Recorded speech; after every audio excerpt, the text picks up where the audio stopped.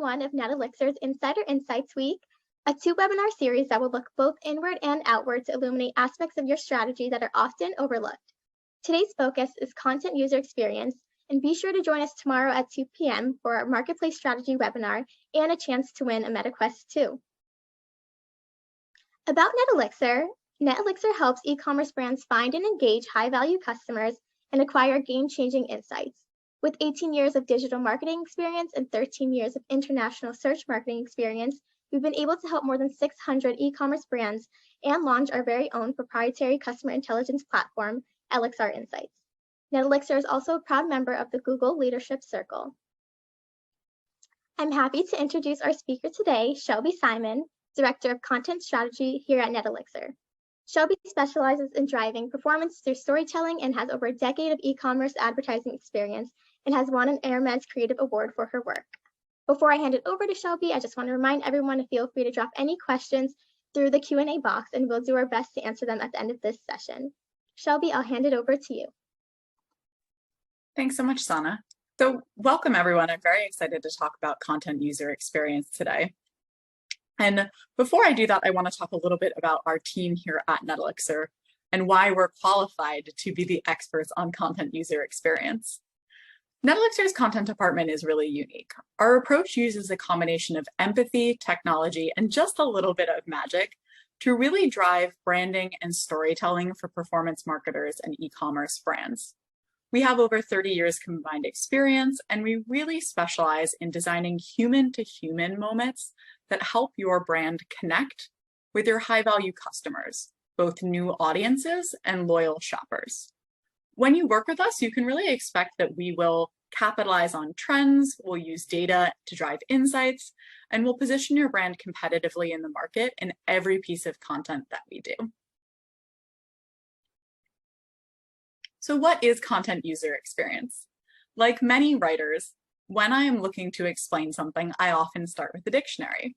In this case, the definition of content user experience is best understood through the understanding of user experience, which is defined as every aspect of a user's interaction with a product, service, or company that make up the perception of the whole. In other words, how is your brand being perceived based on the experience that it's giving? Content user experience is the written component of your user's experience. Now, you may be thinking, that's my website. And while that's probably the most important component of the content user experience your brand is giving, it's not the only component. Your social media presence and even your packaging design often contain written components that give an important touch point to your content user experience overall. Good user experience should make your shopper's experience easy. This is Peter Morville's user experience Honeycomb, and it should be applied to all user experience, but specifically I want everyone to challenge themselves to apply it to content user experience, where it's often not thought about. Each of these components is individually really important, and we could have an entire webinar about just the importance of valuable content user experience. But for this one, I want to call out a couple key things. First, I'll draw your attention to the bottom left and making sure your content is findable. That's particularly important, again, not only for your website, can someone find the blog they're looking for, but also in general, are they getting to your website in the first place? Making sure that your content is accessible. About 10% of the population actually has a disability, and they're your valuable customers too. We want to make sure that your website is accessible to all shoppers, not just 90% or 80%. Is your content useful? Is it usable? Is it desirable? These are questions that everyone should be asking themselves all the time when positioning their brand with strong user experience design. What else makes strong content though? Well, I have a lovely assist from Einstein here who's reminding us to always be closing. Definitely not a quote directly from him. And the reason I have that is because your e-commerce brand should always be selling. Yes, you want your content to be valuable and accessible and findable, but you are an e-commerce brand, and it is important to think about driving someone to a purchase. Some of the key ways you should be doing that is making your content unique, stand out in the market, making it snackable, easy to comprehend, and of course, making it shareable. There's almost nothing more valuable from a content perspective than the compliment of someone else sharing your content.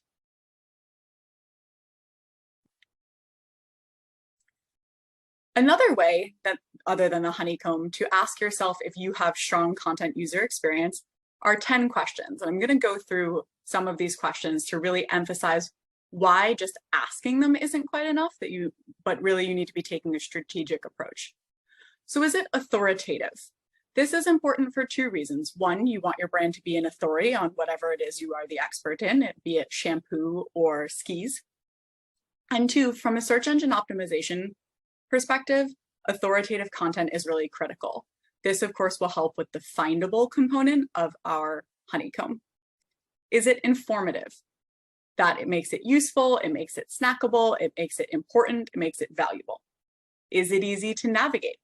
One of the cornerstones of user experience design is not forcing a user to click or put in too much effort. We don't want to have an experience where there's valuable content, but someone has to hunt to find it or is confused. Our pathways should be clear. We want to have very few barriers to finding content and to sharing content, and again, most importantly, to making our purchases. Is your content mobile friendly and fast? You should always be thinking mobile first at this point. Are your brand values clear? Millennials, Gen Z, and even younger have told us time and again that they value understanding a brand's values. They want to know not only what makes your brand unique, but what your brand stands for. Don't make them hunt to figure that out. It should be very clear. Again, on the point of uniqueness, are your USPs clear? Why should someone buy your skis? Why should someone buy your shampoo? Are next steps easy to accomplish? So we'll talk later about the importance of the path to purchase in the bottom of the funnel, but I even mean little things as much as when there's a pop-up on your website. Is it easy to get rid of it? Is it easy to complete it?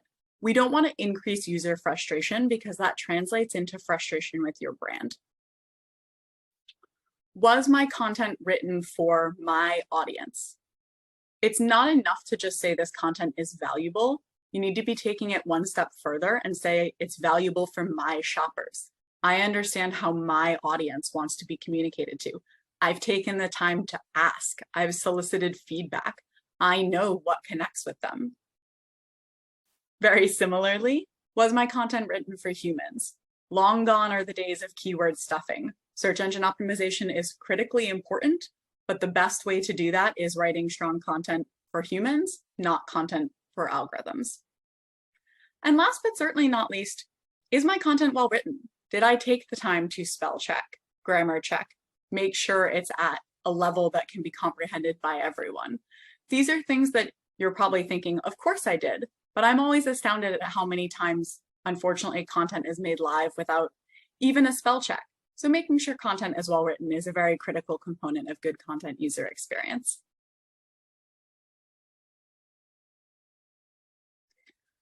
When we think about writing content for humans and not algorithms, you may have seen the news that there was a recent Google update.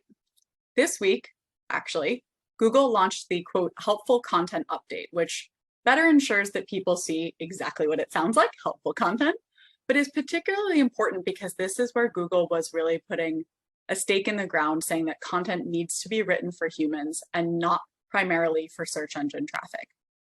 We're already seeing from some NetElixir clients in the past week, 48 hours, that content that has been specifically designed for human consumption, not just for SEO ranking, is already performing better from an SEO ranking perspective due to this algorithm update.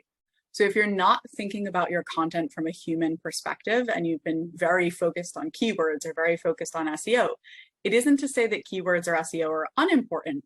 It's to say that perhaps you need to revisit how you approach both of those things and take a broader, more content-driven view. Very similarly, when we take a look at the full funnel, we want to be thinking about the SEO components of that. We need to be matching our intents, meaning if someone is searching for dry shampoo, but they're landing on our entire shampoo page, they're not perhaps getting the best experience. the content that they were looking for isn't the content that they found. We want to focus on every stage along the buyer's journey and make sure that that includes post-checkout. Of course, always ensuring opportunities to cross-sell and upsell make our Einstein from a few slides ago proud. Most of our presentation today will focus on content as a whole, but do not ignore the technical components. Your metadata should match your UI. We want to avoid 404s, keep our 301 redirects one-to-one, and of course, making sure we're always monitoring.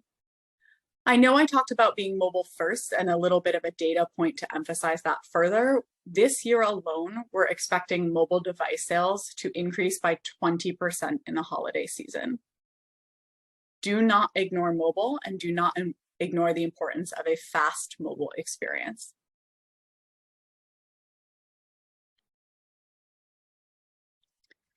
When thinking about a well-designed full funnel e-commerce strategy, content plays an absolutely critical role. Consumer behavior has absolutely changed, and that has impacted our funnel. The consumer journey is no longer linear. For those of you who joined Udaine's presentation recently, he spoke about the messy middle, and that absolutely has impacted the role that content plays as well. The path to purchase isn't linear. So when we think about a funnel, it was very step by step. But with our messy middle, we have consumers who are exposed to many stimuli that trigger their purchase decision making. They're thinking about a lot of different things. They're then navigating between their exploration mindset, their evaluation mindset, they're doing a lot of research, and eventually they will reach a purchase decision.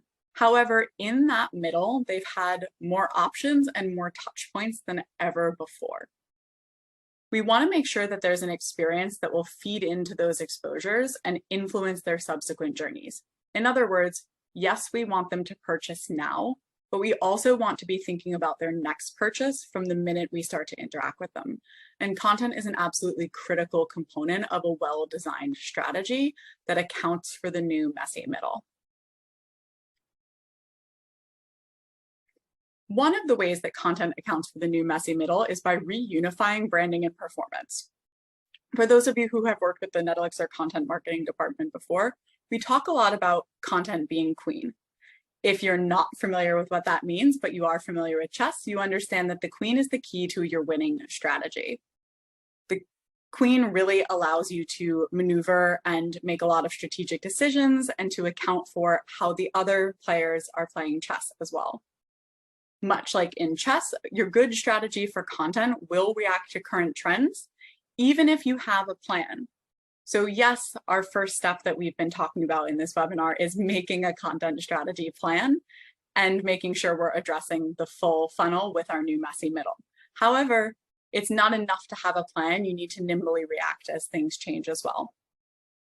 Much like chess as well, e-commerce brands should not be afraid of risk. As you build your content strategy and react to trends, you may need to sacrifice a pawn. What I mean by that is it's possible that you need to have some short-term performance, not quite losses, but maybe not as much of a performance bump as you wanted to gain the long-term branding and associated loyalty that you want for customers.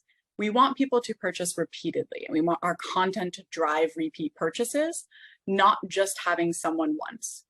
Once is great too, and for some brands that may be enough, but most of the brands that we work with want repeat purchasers and high value, loyal customers.